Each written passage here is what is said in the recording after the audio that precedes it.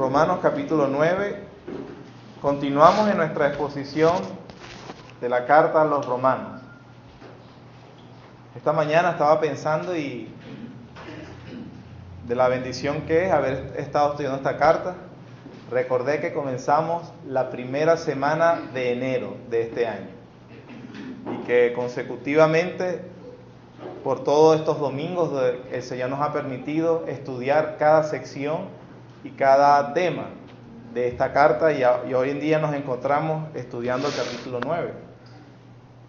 Por lo que yo espero ha sido una bendición y ha servido de una santificación y progreso para mi vida espiritual, hablando en lo personal, y yo espero que lo haya sido así también para aquellos que han venido trayendo la serie desde el mes de enero, y que obviamente para aquellos también que la están escuchando, y así en esta sección que estamos estudiando. Vamos a leer desde el versículo 6 para otra vez tomar el contexto. Dice la Biblia: no que la palabra de Dios haya fallado, porque no todos los que descienden de Israel son israelitas, ni por ser descendientes de Abraham son todos hijos, sino en Isaac te será llamada descendencia. Esto es, no los que son hijos según la carne son los hijos de Dios, sino los que son hijos según la promesa son contados como descendientes. Porque la palabra de la promesa es esta: por este tiempo vendré y Sara tendrá un hijo. Y no solo esto, sino también cuando Rebeca concibió de uno, de Isaac nuestro padre, pues no habían aún nacido ni habían hecho aún ni bien ni mal, para que el propósito de Dios conforme a la elección permaneciese, no por las obras sino por el que llama, se le dijo: el mayor servirá al menor. Como está escrito: a Jacob amé, mas a Esaú aborrecí. ¿Qué pues diremos? ¿Que hay injusticia en Dios? En ninguna manera. Pues a Moisés dice: tendré misericordia del que yo tenga misericordia, y me compadeceré del que yo me compadezca. Así que no depende del que quiere ni del que corre, sino de Dios que tiene misericordia. Porque la Escritura dice a Faraón: para esto mismo te he levantado, para mostrar en ti mi poder, y para que mi nombre sea anunciado por toda la tierra. De manera que de quien quiere tiene misericordia, y al que quiere endurecer, endurece. Pero me dirás: ¿por qué pues sin culpa? Porque ¿quién ha resistido a su voluntad? Mas antes, oh hombre, ¿quién eres tú para que alterques con Dios? ¿Dirá el vaso de barro al que lo formó: ¿por qué me has hecho así? ¿O no tiene potestad el alfarero sobre el barro para hacer de la misma masa un vaso para honra y otro para deshonra? ¿Y qué si Dios, queriendo mostrar su ira y hacer notorio su poder, soportó con mucha paciencia los vasos de ira preparados para destrucción, y para hacer notorias las riquezas de su gloria, las mostró para con los vasos de misericordia que él preparó de antemano para gloria, a los cuales también ha llamado, esto es, a nosotros, no solo de los judíos, sino también de los gentiles? Como también en Oseas dice: llamaré pueblo mío al que no era mi pueblo, y a la no amada, amada. Y en el lugar donde se les dijo: vosotros no sois pueblo mío, allí serán llamados hijos del Dios viviente. También Isaías clama tocante a Israel: si fuere el número de los hijos de Israel como la arena del mar, tan solo el remanente será salvo. Porque el Señor ejecutará su sentencia sobre la tierra en justicia y con prontitud. Y como antes dijo Isaías: si el Señor de los ejércitos no nos hubiera dejado descendencia, como Sodoma habríamos venido a ser, y a Gomorra seríamos semejantes. ¿Qué pues diremos? Que los gentiles que no iban tras la justicia han alcanzado la justicia, es decir, la justicia que es por la fe. Mas Israel, que iba tras una ley de justicia, no la alcanzó. ¿Por qué? Porque iba tras ella no por fe, sino como por obras de la ley, pues tropezaron en la piedra de tropiezo, como está escrito: he aquí pongo en Sión piedra de tropiezo y roca de caída, y el que creyere en él no será avergonzado. Como decía la semana pasada que abordamos el capítulo 9, 10 y 11, que quizás es uno de los capítulos más controversiales del Nuevo Testamento, nosotros decíamos que el argumento de Pablo en esta sección se extiende por estos 3 capítulos y que si se comprenden correctamente, deberíamos de terminar con la doxología que él termina. Doxología, como le expliqué la semana pasada, es una adoración, es elevarse alabando a Dios por contemplar y hacer claro una verdad que para los hombres es definitivamente oculta. Sin embargo, al Pablo exponerla en estos capítulos, él termina, y lo que estoy queriendo yo decir desde la semana pasada es que nosotros al estar estudiando estos capítulos deberíamos también terminar como él termina en el capítulo 11, versículos 33 al 36. Oh, profundidad de las riquezas de la sabiduría y de la ciencia de Dios, cuán insondables son sus juicios e inescrutable su camino. Porque ¿quién entendió la mente del Señor? ¿O quién fue su consejero? ¿O quién le dio al primero para que le fuese recompensado? Porque de Él, por Él y para Él son todas las cosas. A Él sea la gloria por los siglos. Amén. Entonces, debemos reconocer que al estudiar estos capítulos de la palabra de Dios, deberíamos cada vez que los contemplamos terminar alabando a Dios por esa misericordia y terminar como Pablo adorando a Dios. Yo les decía que este es uno de los capítulos más controversiales y que de alguna manera, en vez de algunas personas, en vez de terminar adorando como lo acabamos de leer, que debería ser nuestra respuesta, terminan odiando a Dios.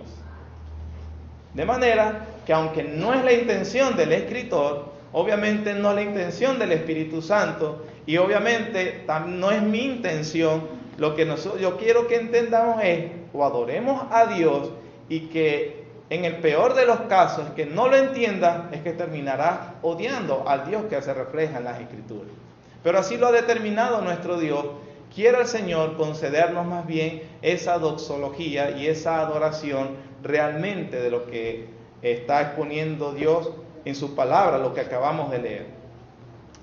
De manera que el capítulo 4 lo dividimos en 4 encabezados cuando la semana pasada vimos el primero.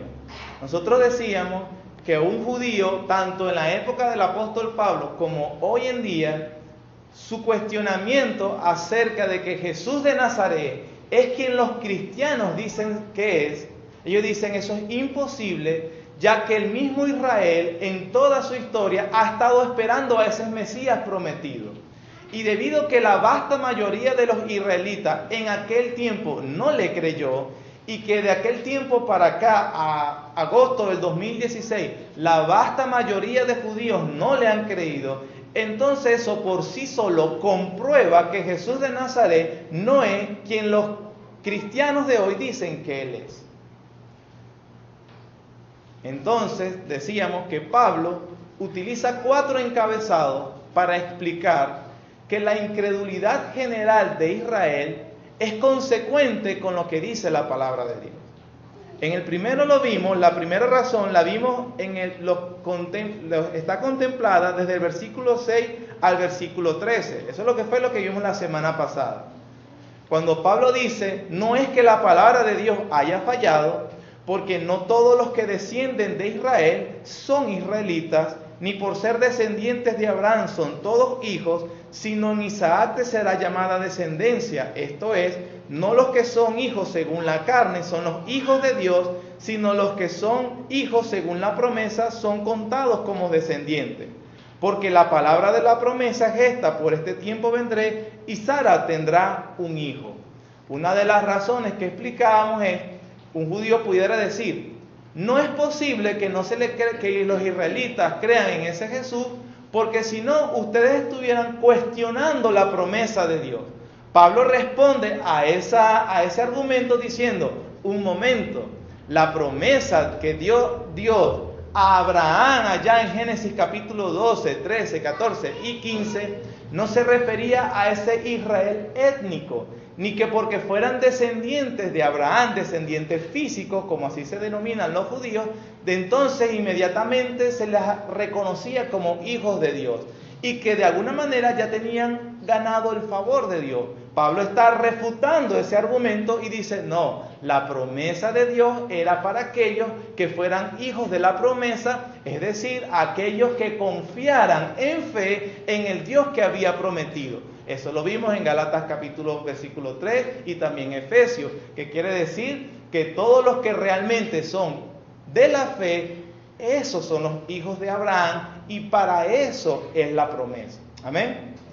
Eso fue lo que explicamos la semana pasada. Pablo lo explica en la primera razón, la da del versículo 6 al versículo 9, y él remarca o subraya su argumento o su contesta, hablando inclusive, Ismael siendo hijo de Abraham, Dios no entró en pacto con él y Dios no lo bendijo a él como si bendijo a Isaac. A pesar de ser hijo de Abraham físico, Dios no le dio lo que había prometido. Entonces, la descendencia física no garantizaba el favor de Dios.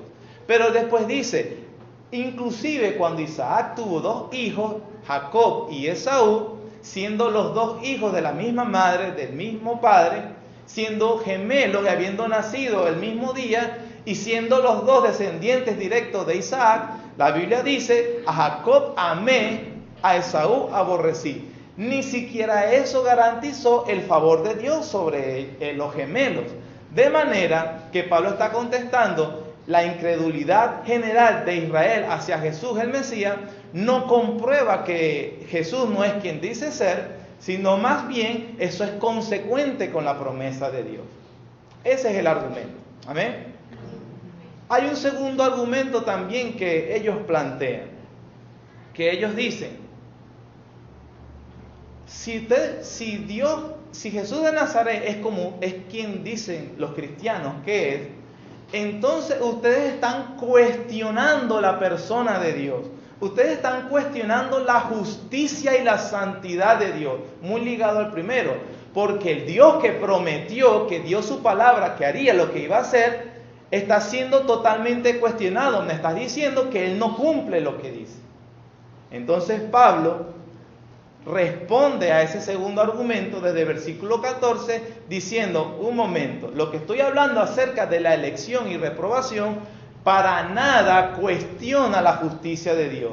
Dios sigue siendo justo, Dios sigue siendo santo, inclusive como lo dijo Juan en su primera carta, Dios es luz y no hay ninguna tiniebla en él.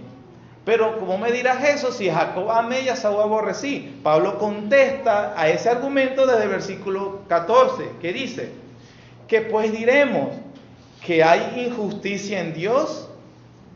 Pablo responde con una negación enfática, en ninguna manera. En nuestra terminología en español, según los entendidos en el idioma griego, dice que la manera de negarlo en los escritos originales tiene un énfasis muy fuerte, y es como que si yo le dijera, me pusiera a negar algo aquí delante de usted, dijera no, no, 1000 veces no, para nada eso es así. Es una negación muy enfática. ¿Qué quiere decir? Me estás diciendo que Dios es injusto al elegir unos y a reprobar a otros. Pablo dice no, no, en ninguna manera, y entonces empieza a explicar por qué Dios no es injusto y por qué no se puede concluir que Dios es injusto cuando él dice, a Jacob amé y a Esaú aborrecí. Como decíamos la semana pasada, Spurgeon decía, yo no entiendo ese versículo, cómo es que un Dios lleno de amor odia a alguien como Esaú, y que Spurgeon contestaba, yo tengo el mismo problema, pero al revés, no entiendo cómo un Dios justo puede amar a un mentiroso como Jacob. Y esa es la verdad. Ahora, es interesante cómo el apóstol Pablo comienza a explicar la justicia de Dios, inclusive en elegir a uno y reprobar a otro. La queja subyacente es que si Dios eligió a algunos y a otros no, entonces Dios es arbitrario e injusto. Ese es el planteamiento más o menos que es la objeción típica del mundano, es decir, del no creyente. Para serles honestos, hermanos, o para ser más fiel a la verdad, Pablo le está escribiendo a una iglesia en Roma. En un sentido, a Pablo en verdad no le importa lo que piensa el incrédulo. Él no quiere explicar eso. La otra cosa tampoco, no es mi papel tampoco, no vamos a defender a Dios. Dios no necesita ser defendido. Él no está diciendo, ay Luis, explíquenle a los hermanos para que no vayan a pensar que yo soy arbitrario, injusto, malo, malévolo, un autócrata. Pablo tampoco hace eso. Tampoco es mi papel, yo no vengo a defender a Dios, yo creo que Dios se sabe defender él solo. Mi papel es anunciar lo que dice Dios y de nosotros creer y alabar a Dios. Recuerden, oh profundidad de la riqueza y de la sabiduría de Dios. Pablo entonces cita las escrituras también. Es interesante, Pablo no acude a la apologética moderna ni a la filosofía argumentativa. No, él va a las escrituras. Para él tiene más peso que cualquier cosa. Y eso es lo que nosotros vamos a ver. Sin embargo, cita una parte del Antiguo Testamento muy interesante. ¿Cómo es eso? Que Dios elige a unas personas para bendecir y a otras no, y a otros los condena. Es arbitrario, es injusto, no me parece ecuánime. Eso impugna la justicia de Dios. Pablo viene y cita a un episodio del Antiguo Testamento en el versículo 15 y dice, pues a Moisés dice, tendré misericordia del que yo tenga misericordia, y me compadeceré del que yo me compadezca. Así que no depende del que quiere ni del que corre, sino de Dios que tiene misericordia. Yo he escuchado a algunas personas, algunos cristianos y algunos predicadores hablando de este versículo y de esta doctrina tan importante sin ningún tipo de comprensión correcta de lo que está diciendo el apóstol Pablo aquí. Porque él no es un teólogo calculador, frío, con desapego. Y él no está espetando, o sea, tirando, bueno, Dios tiene misericordia del que tiene, y usted se calla. Pablo no lo está haciendo así, ni mucho menos nosotros debemos verlo así, a pesar de que está citando un episodio en Moisés. Para comprender cuál es el argumento del apóstol Pablo y por qué la elección no impugna su justicia, vamos a ir al episodio y vamos a comprender, a tener una comprensión completa, cuándo fue que Dios pronunció esas palabras. Moisés, le dijo él a Moisés, yo tendré misericordia del que yo tenga misericordia, y me compadeceré del que yo me compadezca. Vamos, sin perder Romanos capítulo 9, vamos a Éxodo capítulo 32. Vamos a ver el contexto en el cual fueron pronunciadas estas palabras, para que nosotros podamos ver entonces que la elección de Dios, más allá de ver lo injusto, más bien expone su misericordia, su condescendencia y su gracia. Tiene Éxodo capítulo 32. Ponga su mano o un marcalibro en ese episodio, en ese capítulo, y vamos rápidamente a Éxodo capítulo 20. Este es el momento cuando Dios ha sacado a Israel de Egipto y le entrega su ley. Ha tenido un acto de misericordia de salvarlos de la esclavitud, ya lo conocemos el marco. Entonces Dios le entrega la ley. Note cómo él introduce lo que él había advertido a los israelitas cuando se les revela. Capítulo 20, vamos a leer, me sigue con su vista, desde el versículo 1 al 7. Y habló Dios todas estas palabras diciendo, yo soy Jehová tu Dios, que te saqué de la tierra de Egipto. Note los énfasis de Dios. Yo soy Jehová tu Dios, y yo Jehová, yo te saqué de la tierra de Egipto, de casa de servidumbre. Versículo 3, no tendrás dioses ajenos delante de mí, no te harás imagen, ni ninguna semejanza de lo que esté arriba en el cielo, ni abajo en la tierra, ni en las aguas debajo de la tierra. No te inclinarás a ellas, ni las honrarás, porque yo soy Jehová tu Dios, fuerte, celoso, que visito la maldad de los padres sobre los hijos hasta la tercera y cuarta generación de los que me aborrecen. Y hago misericordia a millares, a los que me aman y guardan mis mandamientos. No tomarás el nombre de Jehová tu Dios en vano, porque no dará por inocente Jehová al que tomare su nombre en vano. Noten esas palabras, son bastante claras, bastante diáfanas. De alguna manera, esta es la misericordia de Dios revelándosele al pueblo de Israel y aclarándole y puntualizándole lo que no debían hacer. Israel, no hagas esto. Y ahí está lo que le acaba de decir, ¿cierto? Teniendo ese mandato, vamos al capítulo 32. Capítulo 32, versículos 1 al 6. Viendo el pueblo que Moisés tardaba en descender del monte, se acercaron entonces a Aarón y le dijeron: levántate, haznos ¿qué? Una total aberración.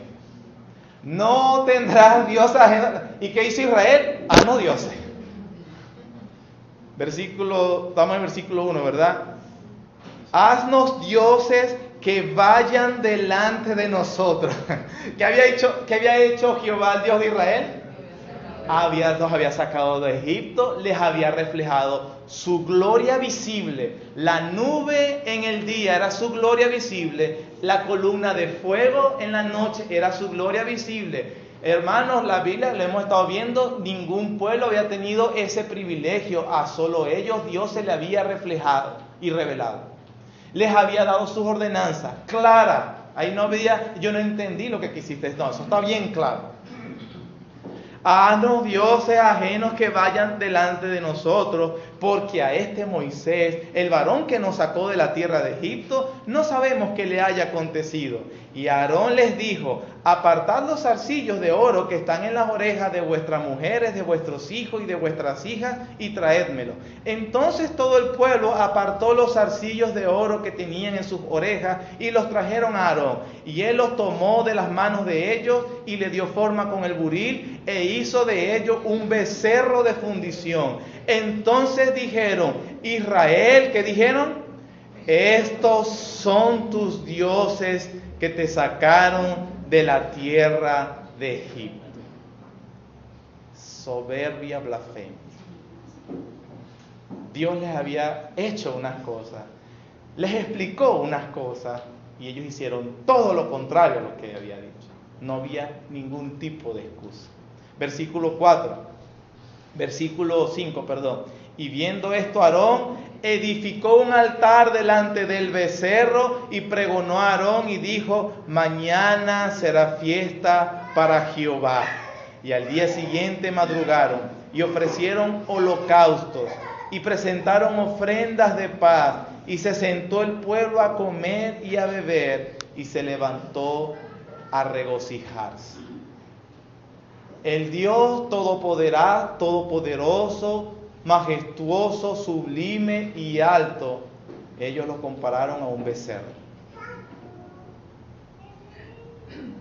Cuando el Dios mismo que se les había revelado por misericordia les había marcado: no lo hagan, lo hicieron.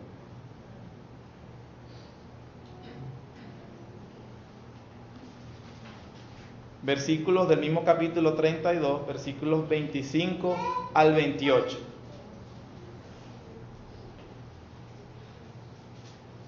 Perdón, vamos a leer primero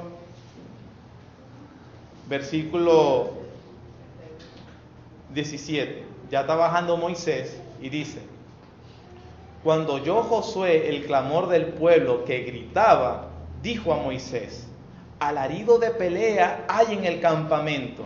Y él respondió: no es voz de alaridos de fuerte, ni voz de alaridos de débiles, voz de cantar oigo yo. Y aconteció que cuando él llegó al campamento, que vio el becerro y las danzas, ardió la ira de Moisés y arrojó las tablas de sus manos y las quebró al pie del monte. El pueblo había estado cometiendo una blasfemia, sacrilegio, y había violado el pacto, había hecho todo cuanto era posible de que merecían, ¿qué, hermano? La ira de Dios. La ira de Dios, se merecían. Inclusive Dios dice que lo iba a hacer. Ahora sí vamos a leer el versículo 33, pero versículo 31. El versículo 30, disculpen. Versículo 30.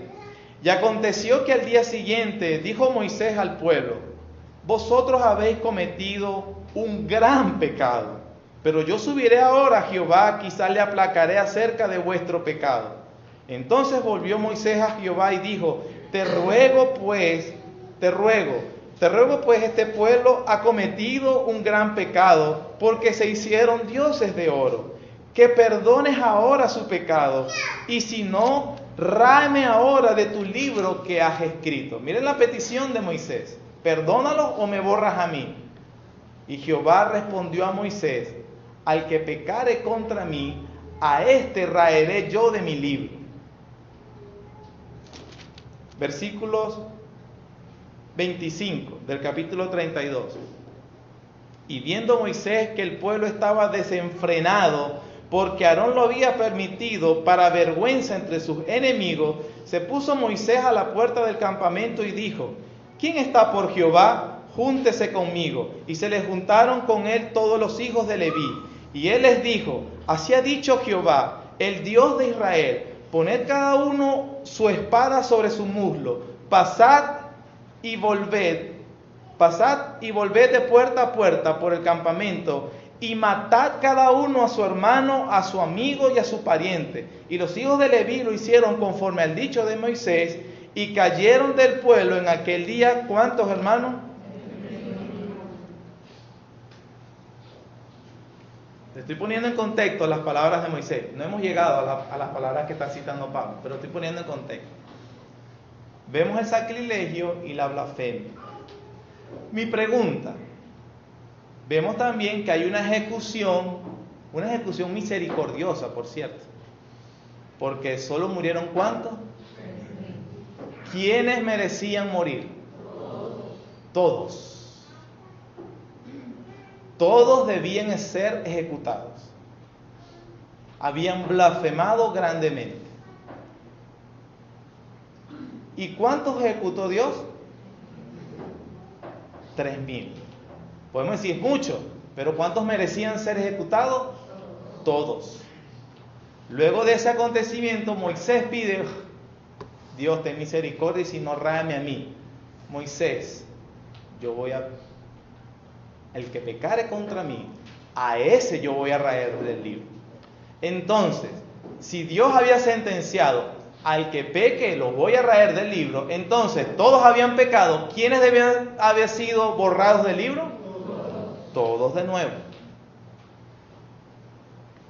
¿Murieron todos? ¿Qué refleja eso? Misericordia de Dios. En esa conversación que Dios le permite a Moisés que tenga con él, es donde le dice las palabras que Pablo está citando en Romanos 9. En el capítulo 33 continúa este episodio y dice en el versículo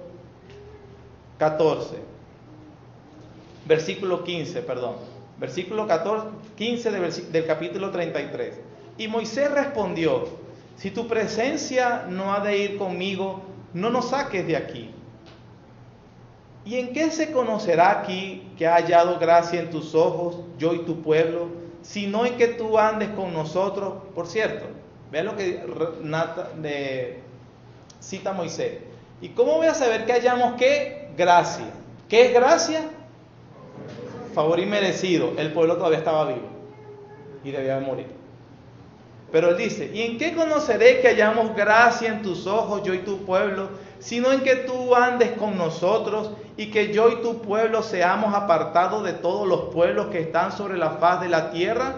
Y Jehová dijo a Moisés: también haré esto que has dicho, por cuanto has hallado gracia en mis ojos y te he conocido por tu nombre. Él entonces dijo, te ruego que me muestres tu gloria. Y le respondió, yo haré pasar todo mi bien delante de tu rostro y proclamaré el nombre de Jehová delante de ti. ¿Qué dice después?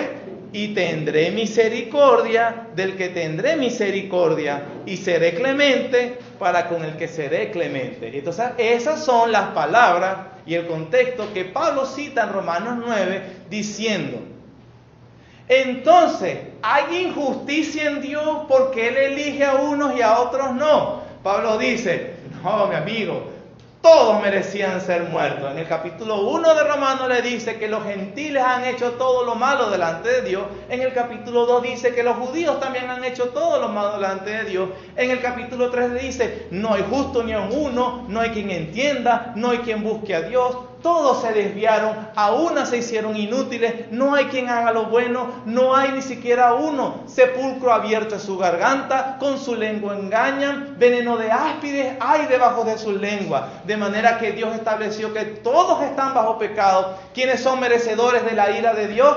Toda la humanidad. Y sin embargo, por su misericordia, por su condescendencia, por su maravilloso amor, Él no ha ejecutado todo y le ha dado a algún remanente darle misericordia. Tendré misericordia del que yo tenga misericordia, porque ninguno la merece.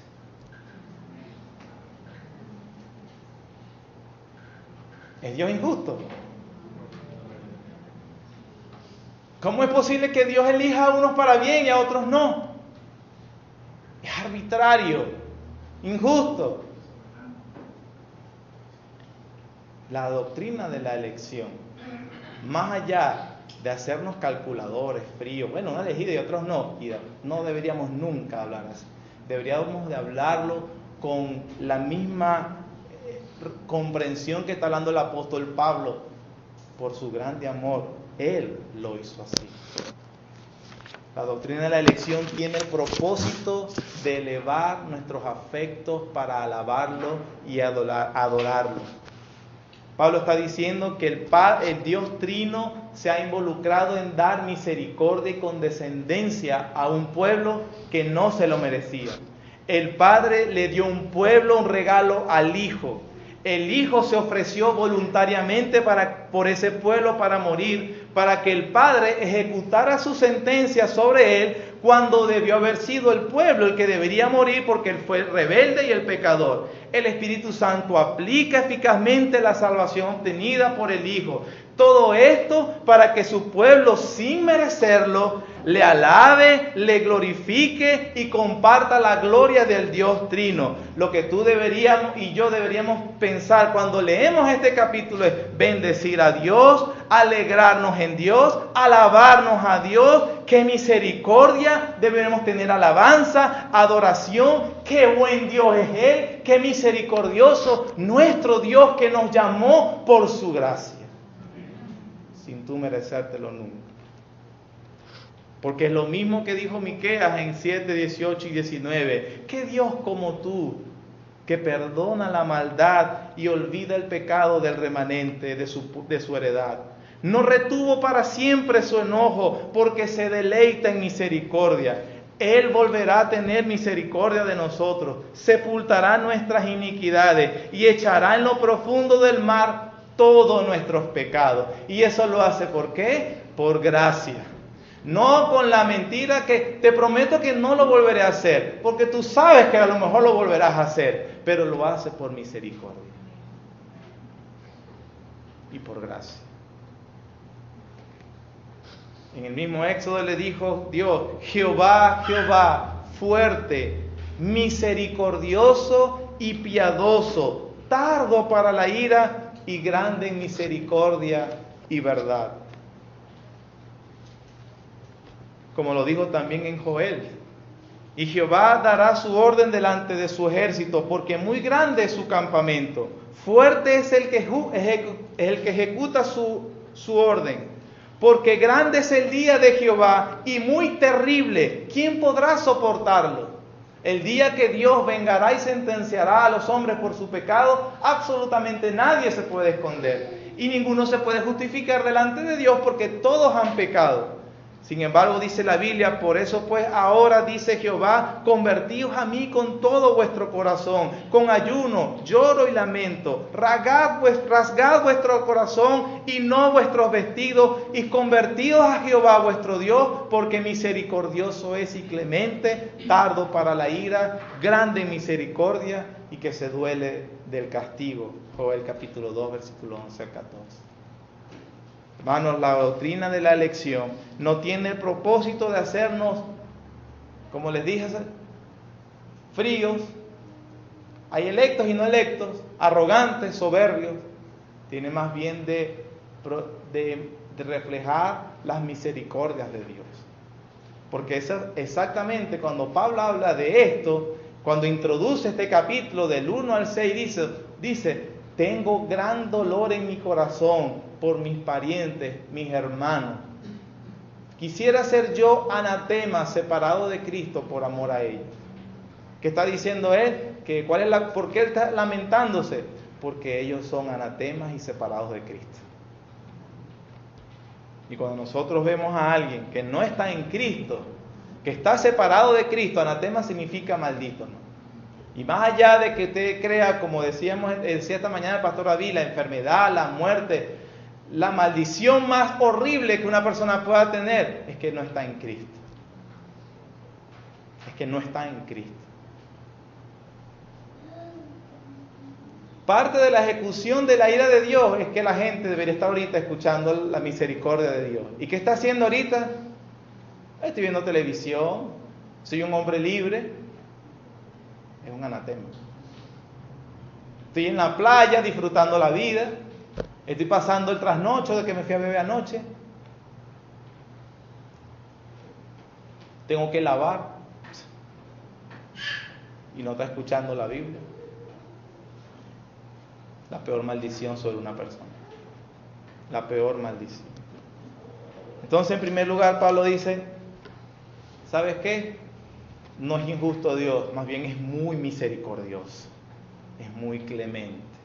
Que Él haya dicho que de toda la humanidad todos merecían ser ejecutados, pero que Él haya soberanamente dado misericordia. Si por un lado castigarlos reflejaría su justicia, mientras que a algunos les da misericordia, eso refleja su gracia. Entonces, Dios es o justo o misericordioso, nunca injusto. Nunca injusto. Dios es luz y no hay ninguna tiniebla en él. Ese es el Dios de la Biblia. Ese es el Dios que nosotros deberíamos adorar.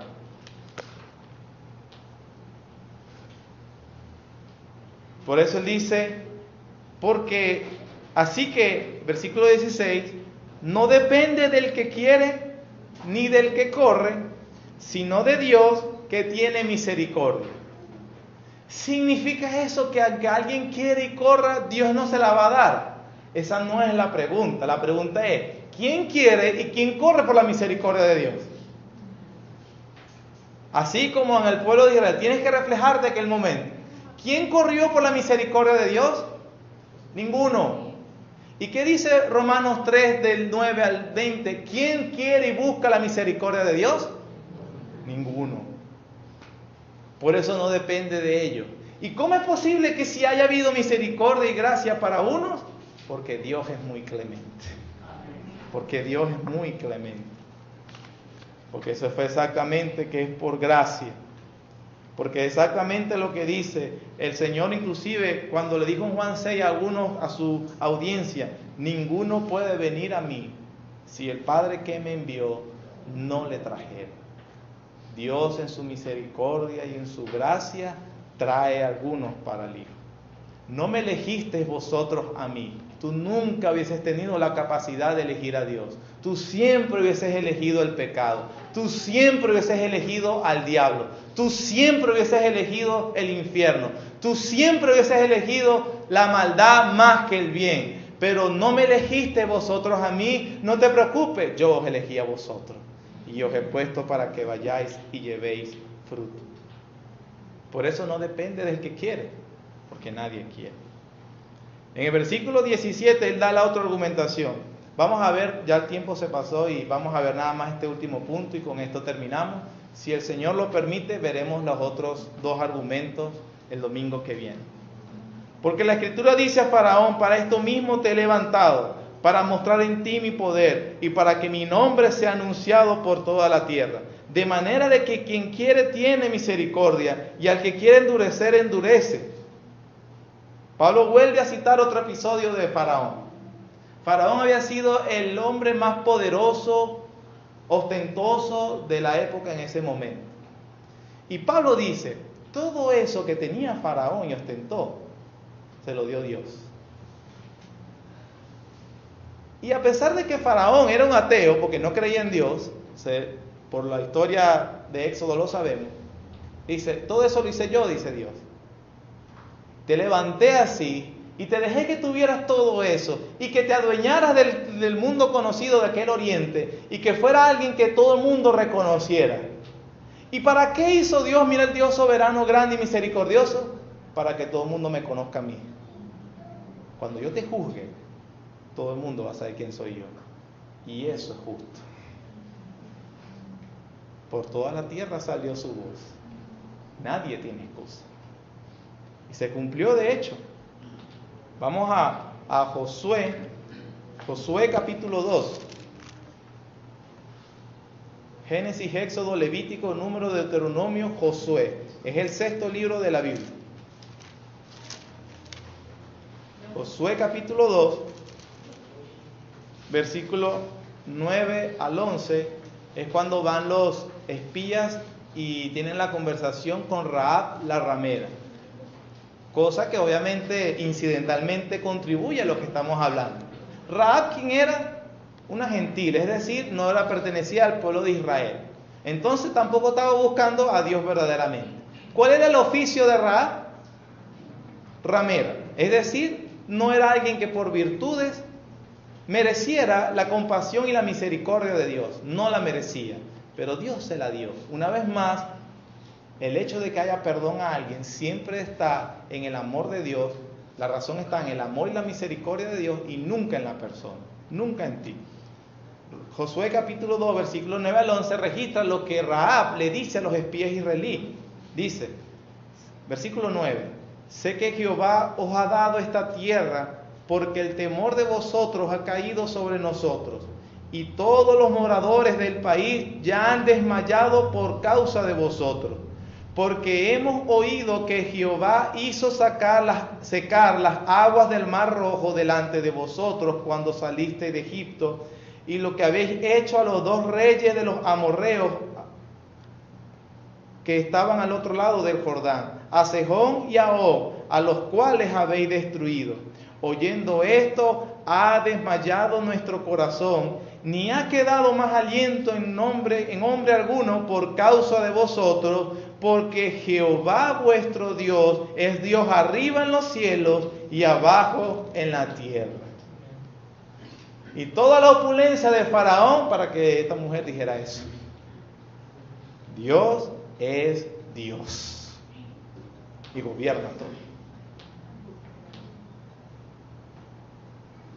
La situación de Venezuela entonces lo llevó el diablo. Dios es Dios. Como citó el pastor Eduardo Flores a Martín Lutero, el diablo es el diablo de Dios. Soberano.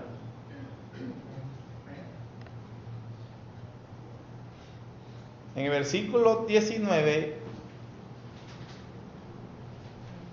Pablo asume que hay alguien que todavía con esto puede argumentar en contra de Dios. La verdad es que Pablo estaba exponiendo a un necio, a alguien que ignora a Dios y que ignora las Escrituras. Versículo 19, pero me dirás, ¿por qué pues inculpa? Porque ¿quién ha resistido a su voluntad? Versículo 20, mas antes, oh hombre, ¿quién eres tú para que alterques con Dios? Dirá el vaso de barro al que lo formó, ¿por qué me has hecho así? ¿O no tiene potestad el alfarero sobre el barro para hacer de la misma masa un vaso para honra y otro para deshonra? ¿Y qué si Dios, queriendo mostrar su ira y hacer notorio su poder, soportó con mucha paciencia los vasos de ira preparados para destrucción y para hacer notorias las riquezas de su gloria, las mostró para con los vasos de misericordia que Él preparó de antemano para gloria, a los cuales también ha llamado, esto es a nosotros, no solo de los judíos, sino también de los gentiles? Son preguntas retóricas. Las preguntas retóricas son las que su respuesta es evidencia. Es muy evidente que no se responden. Y Pablo coloca un absurdo. Él trae para la argumentación diciendo, quien quiera argumentar con Dios ya a este punto de la discusión es un necio y un absurdo. Y pone un ejemplo, le habla como se merece el absurdo, como un absurdo. Ok, ¿cómo es un absurdo? ¿Tú te has visto alguna vez a un artesano que la arcilla le hable y le diga, ¿por qué me vas a hacer así? Un absurdo. O sea, Pablo... Estamos hablando de una cosa absurda. ¿Cuándo has visto la arcilla hablándole al artesano?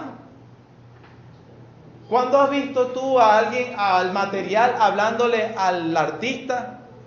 Diciéndole dónde va el pincelado, dónde va el pincel, dónde va el martilleo, dónde debe hacer esto. Por supuesto, un total absurdo. Pablo dice, eso es lo que alguien, si pretende a estas alturas de la discusión, decir que Dios es injusto porque dice, Él hace lo que Él quiere. Él es Dios. Por eso yo decía, Él no está defendiéndose. El Señor no se está explicando porque no necesita explicarse. Yo lo entiendo muy bien, que soy papá de 2 hijos, de 2 niños. Que a veces, que ellos sí, no son arcilla, pero ellos sí preguntan, ¿por qué debo hacer esto? Porque yo lo dije, hijo, punto. Así de claro. Entonces usted no necesita explicación. Si vosotros siendo malos sabéis dar buenas cosas a vuestros hijos, ¿cuánto más el Padre Celestial dará buenas cosas? Pablo dice, ¿quién eres tú para que cuestiones lo que el Dios grande y soberano ha decretado que surja?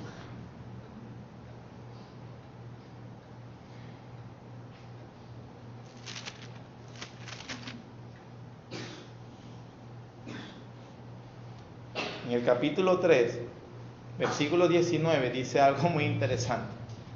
Pero sabemos que todo lo que la ley dice, lo dice a los que están bajo la ley, para que toda boca se cierre y todo el mundo quede bajo el juicio de Dios.